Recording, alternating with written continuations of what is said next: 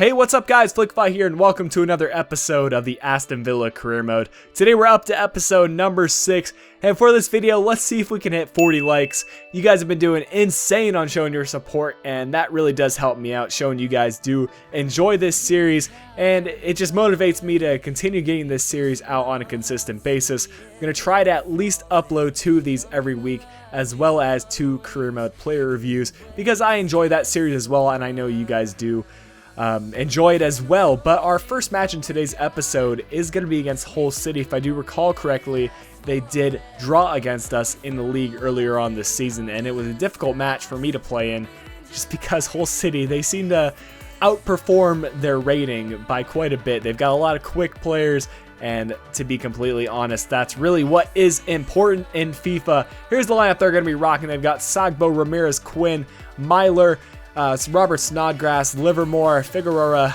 Davies, Dawson, Rosenior, and Barovero. Pretty strong lineup, and I'm not too familiar with Sagbo, but if I recall correctly, he is a pretty young striker. Might be wrong there, but we're starting the match off with a mistake on our end. It was Nzogbia trying to find Sinclair on the opposite side, but Brad Guzan doing really well right there to prevent a one-on-one opportunity.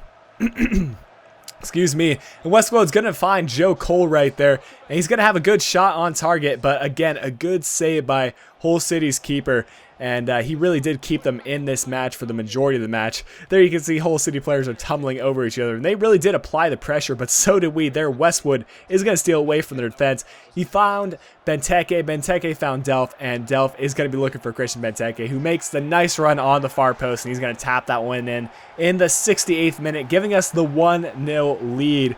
But Hull City did come charging right back afterwards. Quinn is going to be able to find gas on Ramirez, and he really was a strong player for me last year in my Southampton career mode. And I'm not too sure how he plays in this FIFA. I think he got a bit of a downgrade if I'm not mistaken. But they were continuing the pressure throughout this match, and we were trying to put the match away in the 84th minute with Christian Benteke getting through on goal right here. And he's going to be going for that near post shot. But again, Barovero covering up that near post pretty well. Luckily for us, though, we did get the 1-0 win and managed to move on to the next round of the Capital One Cup. Going into the next match, we did come up against Spurs, and you're going to check out the league table here.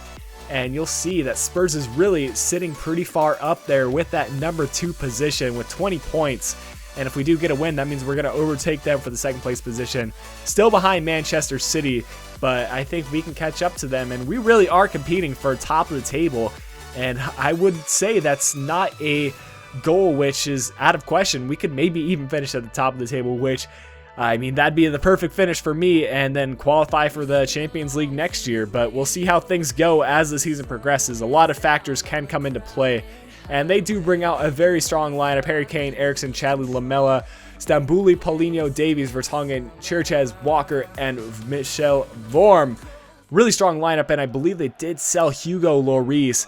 Not too sure who they sold him to. Might have been Borussia Dortmund. I think that showed up in the newspaper. But Brad Guzan, our own goalkeeper, really has kept us in a lot of matches. This one included. He made a nice save in the first half to keep the game at 0-0. But we're going to look to counterattack right here. Bumhor finding Timo Werner. And that is a beautiful bit of passing and a nice finish by Timo Werner. Running across the keeper and tucking that one away with the finesse shot. I think that's his second or third goal so far this season, but they were not giving up at that. In the 83rd minute, some good pressure, and again in the 87th minute, Christian Eriksson really being an impactful player in this match, and it was their strikers who were seen to be letting them down. They did pick up the corner kick on that one, and it's going to be Lamella who's sending in the cross.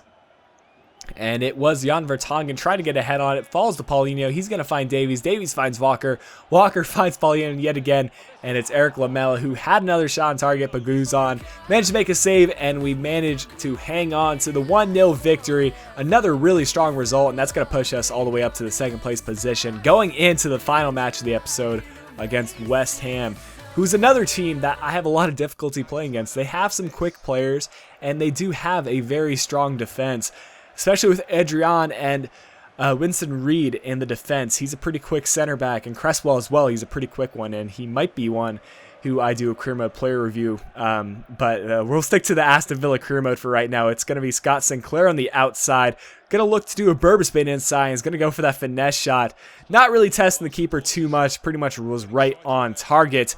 But this time it's going to be Chris Smalling coming in for that left back or right back position. found Nzogbe, but he was offsides. He did hit the crossbar regardless. Really should have done better with that opportunity. But here, Ashley Song's going to get an opportunity, finding Jenkinson on the outside. Downing's going to get the ball. He's going to find Andy Carroll. Andy Carroll finding Noble, and he's going to tuck that one away past Brad Guzan in the 58th minute, which left us with having to counterattack pretty hard, and Timo Werner was the man for us to do that. He's going to really just pace forward with that pace that he does have. It's somewhere around the 90 mark. Does a couple of fake shots and gets that on the near post. Gets it by Adrian. Nice stuff from him. And the match did end at a 1-1 draw, so picking up 1 point. But guys, I hope you did enjoy the episode today. If you did, do me a favor and leave a like down below and subscribe if you're new around here. And until next time, this has been Flickify. I'll be talking to y'all again soon.